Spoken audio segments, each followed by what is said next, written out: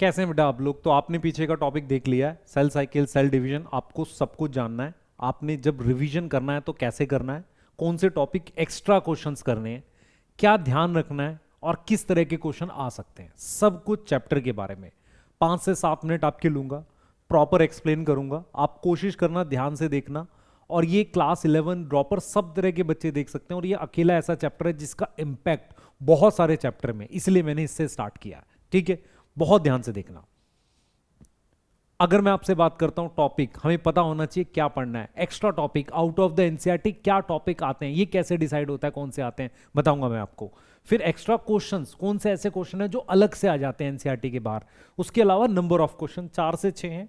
ये वो 5 बड़े चैप्टर्स हैं जिन पर इसका इंपैक्ट है। जैसे फॉर एग्जांपल बायोलॉजिकल क्लासिफिकेशन और प्लांट किंगडम में लाइफ साइकिल्स हैं, तो बिना हैप्लॉइड डिप्लॉइड के कॉन्सेप्ट के आप लाइफ साइकिल नहीं समझ सकते। उसके बाद बात करते हैं मेंडेलियन जेनेटिक्स। मेंडेलियन जेनेटिक्स में भी क्रोमोसोम की बात हो रही होती है, तो मुश्किल हो जाएगा बिना सेल साइकिल समझे। उसके अलावा एक बहुत इंपॉर्टेंट कॉन्सेप्ट लिंकेज, आप समझ ही नहीं सकते बिना इसके। उसके बाद हम बात करते हैं सेक्सुअल रिप्रोडक्शन, फ्लावरिंग प्लांट और ह्यूमन रिप्रोडक्शन। यहां पर भी गैमेट फॉर्मेशन हो रही है, वो आपने देखना है। उसके अलावा आपने क्या होता है जब स्पर्मेटोजेनेसिस, oogenesis होती है, उनमें मेरे पास कैसी प्लॉइडी चेंज होगी, ये सारी बातें आपको समझनी पड़ेगी। तो कहीं ना कहीं एक डीप अंडरस्टैंडिंग अगर इन चैप्टर्स की चाहिए, जिनकी टोटल वेटेज 100 क्वेश्चन के मतलब 100 नंबर के आसपास जा सकती है, इन चैप्टर्स के अराउंड अगर आपने समझना है तो बहुत मतलब एफर्ट लगेगा। मेंडेलियन में मतलब मैं दोनों चैप्टर्स की बात कर रहा हूं, मतलब मेंडेलियन के साथ साथ मॉलिक्यूलर की भी। अब आते हैं टॉपिक्स पे। ठीक है, तो हम लोग टॉपिक्स पे बात कर रहे हैं बेटा, टॉपिक्स पे बात कर रहे हैं। एक सेकंड देंगे आप? हाँ, तो हम लोग टॉपिक्स पे बात कर रहे हैं। ये देखिए, तो सबसे पहले मुझे कौन कौन से टॉपिक्स पढ़ने हैं मैं आपको बताता हूं। क्या है, चैप्टर में 3 बड़े टॉपिक हैं, एक फेजिस है, एक माइटोसिस है, एक मियोसिस है। तो जब आपने फेजिस पढ़ना है ना, तो आपको क्लियरली पता होना चाहिए G1 S G2 M phase, interface, G0 ये क्या होते हैं, एग्जैक्ट मीनिंग। उसके अलावा आपको 3 चीज पढ़नी होती है। एक पढ़ना होता है टाइम, हर फेज में टाइम कितना लगा, एग्जांपल में ईस्ट और ह्यूमन। फिर चेंजेस पढ़ने होते हैं कि कौन कौन से चेंजेस किस फेज में होते हैं। जैसे यहां पर एक कॉन्सेप्ट जो बच्चा मिस करता है, उनको ऐसा एनसीईआरटी में दिखता है कि G2 में लिखा है सर ट्रांसक्रिप्शन होती है, पर G1 में भी होती है। ये आपको एडिशनल पता होना चाहिए। तो इस तरह की छोटी छोटी बातें आपने ध्यान रखनी है। उसके अलावा सेंट्रियोल कब डबल होता है, हिस्टोन मेंशन नहीं है पर हिस्टोन भी एस फेज में डबल होता है, ये वाली बात आपको ऐड करनी है। अमाउंट ऑफ डीएनए बेटा, जब भी क्वेश्चन आता है लोगों को डिफिकल्टी फील होती है, वो अमाउंट ऑफ डीएनए 2 तरीके से पूछ सकता है। G1 और G2 में कैसे अमाउंट ऑफ डीएनए बदलता है, जैसे G1 में मान लो हमारे पास 2C है तो G2 में 4C हो गया। या वो कोई स्पर्म देकर कहेगा कि इसमें C है, तब बताओ करो बाकियों में क्या होगा। या वो कह देगा कि स्पर्म में मान लेते हैं 20 पिकोग्राम है, तो G2 फेज में डिप्लॉयड सेल में कितना होगा, तो G2 फेज में 4C होगा। C बराबर में 20 है, तो फिर 4C कितना हो जाएगा, 80 हो जाएगा। तो इस तरह के क्वेश्चंस के लिए आपको ये वाले टॉपिक ध्यान रखने हैं। अब आते हैं माइटोसिस पे। माइटोसिस में खास चीज है कि प्रोफेज, मेटाफेज, पीमैट आपके पास हो गया। उसके अलावा सबसे इंपॉर्टेंट चीज क्या है कि किसी भी फेज का एंड और स्टार्टिंग आपको पता होनी चाहिए। मतलब जैसे कि भाई प्रोफेज का लास्ट इवेंट क्या है, मेटाफेज का फर्स्ट इवेंट क्या है। यहां पर टर्म आ जाती है लेट और अर्ली। लेट और अर्ली प्रोफेज थ्योरी में लिखा ही नहीं हुआ है, वो सिर्फ डायग्राम में करके लिखा हुआ है। तो जब भी आपको क्वेश्चन आएगा अर्ली मेटाफेज, तो प्रोफेज के लास्ट इवेंट से रिलेट करके आंसर करो। तो यहां पर आपने ध्यान रखनी है। उसके अलावा आपने ये जो साइटोकाइनेसिस के मेथड है यहां पर, और एक टॉपिक है nucleocytoplasmic ratio, significance of mitosis पे, इस पे फोकस रखना है। तो मैं आपको ये समझाने की कोशिश कर रहा हूं कि फेजिस के चेंजेस याद कर लेने, उसके अलावा लेट और अर्ली के रिलेटेड में। इसीलिए क्या करना है, मान लो प्रोफेज है, उसका फर्स्ट और लास्ट इवेंट आपको पता हो, तो वो अर्ली लेट वाले क्वेश्चन आप कर ले जाओगे। उसके बाद आते हैं मियोसिस। मियोसिस में मोस्ट इंपॉर्टेंट टॉपिक प्रोफेज 1 ही है, जिसमें पैकेटीन आएगा बेटा, सबसे पहले आपका लेप्टोटीन आएगा, ठीक है, उसके बाद जाइगोटीन आ गया, और उसके बाद पैकेटीन आ गया। ठीक है, सबसे इंपॉर्टेंट इनमें पैकेटीन है। तो प्रोफेज 1 में डिप्लोटीन, डायकाइनेसिस, पैकेटीन, इनमें क्या चेंजेस हो रहे हैं, इसकी एक टेबल आपके दिमाग में हमेशा बैठी होनी चाहिए, डायरेक्ट एकदम करने के लिए। उसके बाद एक चीज आप गड़बड़ करोगे, क्रोमोसोम दूर जाने स्टार्ट हो जाते हैं डिप्लोटीन में, एनाफेज में अलग होते हैं, अलग नहीं होते डिप्लोटीन में, ध्यान रखना यहां पर फंस जाते हैं। उसके बाद आ जाओ metaphase 1, double metaphysic plate, chromosome का अलग होना एनाफेज 1। और एक ये टॉपिक है इंटरकाइनेसिस, जहां से स्टेटमेंट का एक क्वेश्चन बन जाएगा इंटरकाइनेसिस और इंटरफेज को रिलेट करके, जहां पर लिखा है not come in a complete disperse state. तो ये वाली चीज आपने ध्यान रखनी है। अब हम बात करते हैं बेटा नेक्स्ट की मुझे एक्स्ट्रा टॉपिक्स कौन से पढ़ने। मैं आपको फिर रिपीट करूंगा, जो फेजेस वाला है वहां पर एक्स्ट्रा क्वेश्चन जब भी आएगा वो आएगा स्पर्म या वेजिटेटिव सेल या कोई भी ऐसे, इनका अमाउंट रिलेट करेगा। मतलब स्पर्म का अमाउंट दे के या पॉलन ग्रेन का अमाउंट दे के वो अमाउंट और नम्प्लॉइडी पे खेलेगा थोड़ा सा। चेक पॉइंट पर एक क्वेश्चन बन सकता है, पर मैं फिर बोलूंगा चेक पॉइंट आपने बहुत डिटेल नहीं पढ़ने, बस ये याद करना है कि कौन सा चेक पॉइंट कहां होता है। 2-3 चेक पॉइंट उनकी बात करनी है, उनको कैंसर से रिलेट कर सकता है, पर यहां पर साइक्लिन नाम का टॉपिक आपने नहीं पढ़ना। यदि आपको कोई पढ़ा रहा है क्वेश्चन है, उनको आप छोड़ सकते हो।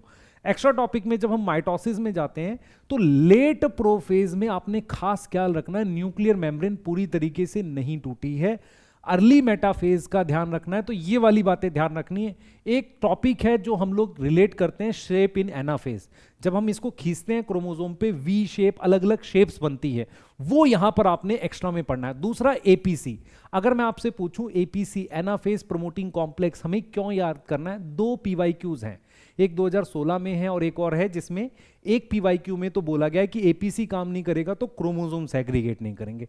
दूसरा उसने बोला है कि एपीसी ऊजेनेसिस में कब काम करेगा। आप अगर ध्यान से सोचें, मियोसिस में सिस्टर क्रोमेटिड कब अलग होते हैं, आप सोचो ध्यान से, मुझे कमेंट में भी बताना वो अलग कब होते हैं। मियोसिस 2 में होते हैं, तो जब वो अलग होते हैं तभी तो एपीसी काम करेगा। और मियोसिस 2 ह्यूमन रिप्रोडक्शन में कब होती है, अब आप सोच पा रहे हो, जो बच्चे थोड़ा बहुत ह्यूमन रिप्रोडक्शन जानते हैं उनको पता है। तो एपीसी एनाफेज प्रोमोटिंग कॉम्प्लेक्स और कॉल्चिसिन, कॉल्चिसिन इसलिए पढ़ना है क्योंकि ये पॉलीप्लॉइडी इंड्यूस करता है। टेपिटम में पॉलीप्लॉइडी के चांसेस मिल जाते हैं, और पॉलीप्लॉइडी वैसे भी मतलब क्वांटिटेटिव इनहेरिटेंस को रिलेट करके हमें करनी होती है, तो पॉलीप्लॉइडी के लिए। दूसरा आते हैं मियोसिस में, आपने क्या करना है, oocyte की अरेस्ट की डिटेल, क्योंकि आपको ध्यान रखना है कि oocyte अरेस्ट होता है, ये बात लिख रखी है, तो इसको ह्यूमन रिप्रोडक्शन से रिलेट कर लेना है। अमाउंट ऑफ डीएनए oocyte और स्पर्मेटोसाइट, जैसे क्या होता है प्राइमरी स्पर्मेटोसाइट 2n और 4c है मान लो, फिर उसमें मियोसिस 1 होगी, फिर मियोसिस 2 होगी। तो अमाउंट ऑफ डीएनए कैसे बदल रहा है, ह्यूमन रिप्रोडक्शन से रिलेट करके क्वेश्चन बना सकते हैं। उसके बाद एक टॉपिक है नॉन डिसजंक्शन। आपने एनाफेज 1 सुना है, एनाफेज 1 में क्या होते हैं, क्रोमोसोम अलग होते हैं, अगर नहीं हुए पूरा का पूरा जोड़ा एक साथ चला जाएगा। तो एक नॉन डिसजंक्शन का क्वेश्चन क्रोमोसोमल डिसऑर्डर से रिलेट करके बना सकते हैं। उसके बाद इंडिपेंडेंट असॉर्टमेंट है, इंटरकाइनेसिस है, डबल क्रॉसिंग, मतलब ये देख रहे हो इंटरकाइनेसिस, सेंट्रियोल डबल करना, crossing over, clear understanding type of meiosis, sporic, gametic और जाइगोटिक, इस तरह की बातें हमारे पास हैं, स्पोरिक, गैमेटिक और जाइगोटिक। मैं यहां पर एक चीज समझाता हूं, देखो आपको इंटरकाइनेसिस में सेंट्रियोल डबल होना, ये एनसीईआरटी में नहीं लिखा हुआ, लेकिन ये पीवाईक्यू या पुराने जो भी पैकेजेस हैं वहां का एक अच्छा क्वेश्चन बनता है, क्या डबल होता है। उसके अलावा क्रॉसिंग ओवर आपको सही से समझ आनी चाहिए कि एग्जैक्टली क्रॉसिंग ओवर में सिस्टर क्रोमेटिड अलग होकर नॉन आइडेंटिकल सिस्टर क्रोमेटिड, जो आपको लिंकेज वाले टॉपिक में मदद करेगा। टाइप ऑफ मियोसिस में स्पोरिक, गैमेटिक, स्पोर बनाने के लिए प्लांट किंगडम में होती है स्पोरिक, फिर जाइगोटिक मियोसिस एल्गी में होती है, गैमेट्स ह्यूमन में मियोसिस से बनते हैं। अब क्या है बेटा, ये टाइप ऑफ मियोसिस उतना इंपॉर्टेंट नहीं रहा, क्योंकि लाइफ साइकिल का कॉन्सेप्ट उन्होंने प्लांट किंगडम में से डिलीटेड में डाल दिया है, पर स्टिल आपको अगर एक अच्छा कॉन्सेप्ट रखना है तो ये टॉपिक आपको पता होने चाहिए। तो ये वो एक्स्ट्रा टॉपिक हैं जो आपको आने चाहिए। अब आते हैं बेटा कोई ऐसे क्वेश्चंस हैं जो हमारे पास एक्स्ट्रा हैं, मतलब जो आते हैं, जैसे सीड का नंबर। एक सीड बनाने में बेटा मेल और फीमेल गैमेट दोनों लगता है, कितनी मियोसिस, जैसे मान लो मुझे 100 सीड बनाने, 125, क्योंकि 100 लग गई फीमेल के लिए गैमेट बनाने के लिए और 25 मेल गैमेट बनाने के लिए, तो वो एक क्वेश्चन बनता है। दूसरा 32 सेल 2 की पावर 5, तो 5 बार लगातार माइटोसिस होगी, 32 सेल बनेंगे। अमाउंट ऑफ डीएनए कैलकुलेशन, ये भी मतलब कि डीएनए का अमाउंट, इसके क्वेश्चन, तो जो क्वेश्चंस आते हैं वो इस तरीके के न्यूमेरिकल आपको टाइप के मिल जाएंगे। ये वो टॉपिक्स हैं जिनको आपको करना है। अब आता है बेटा सवाल यहां पर जो अब सवाल आता है हमारे पास वो ये आता है कि इनका चैप्टर से लिंक बता दिया मैंने। अब मैं आपसे ये भी बता दिया कि किस टॉपिक से क्या एक्स्ट्रा आते हैं। अब मैं आपको ये बताने जा रहा हूं कि आपको जब भी रिवाइज करना है तो कुछ खास बातें ध्यान रखनी है। ये पूरा डाटा आप नोट कर लो, मैं आपको इसकी पीडीएफ भी दे देता हूं, इसको आप नोट कर लो। आपने नोट कर लिया। अब आपने क्या किया, जब भी आप रिवाइज करने जाओ तो रिवीजन के बाद देखो क्या ये सारी चीजें आपको आती हैं, तब आपकी रिवीजन परफेक्ट हो जाएगी। क्लियर है? यहां तक क्लियर है? ऑल्दो मैं एक आध दिन में आपको सेल साइकिल का पूरा chapter, complete chapter single shot में या 2 लेक्चर में कराऊंगा, ठीक है, पर आपको समझ में आ गया। अच्छा, अगर इनके क्वेश्चंस कराने हो हर एक टॉपिक के तो आपको समझ में आएगा। अगर मैं सारे टॉपिक के 50-60 क्वेश्चन करा दूं तो आपको सारे टॉपिक चेक हो जाएंगे। तो मुझे कमेंट में बताना आप जरूर से कि क्या आपको मेरी बातें समझ में आ रही हैं एग्जैक्टली, क्योंकि ऐसा किसी ने कोई वीडियो कभी बनाया नहीं कि एग्जैक्टली बताने की कोशिश की हो क्या पढ़ना है क्या नहीं पढ़ना। इसमें और इंप्रूवमेंट आप और क्या चाहते हो, क्या बता दूं, ये बता दो। बाकी आप एग्री कर रहे हो सारे पॉइंट्स मेरे तो वो बताओ, और प्लीज़ इसको सेव करके ज़रूर रखना, क्योंकि इसके बाहर पेपर नॉर्मली नहीं आएगा। मैं हर चैप्टर की बता दूंगा, आप टाइम देख लो कितना लगा, ताकि आप इसको रिवाइज कर सको। इन्हीं कह रहा हूँ। ठीक है बेटा, मिलते हैं नेक्स्ट, बाय।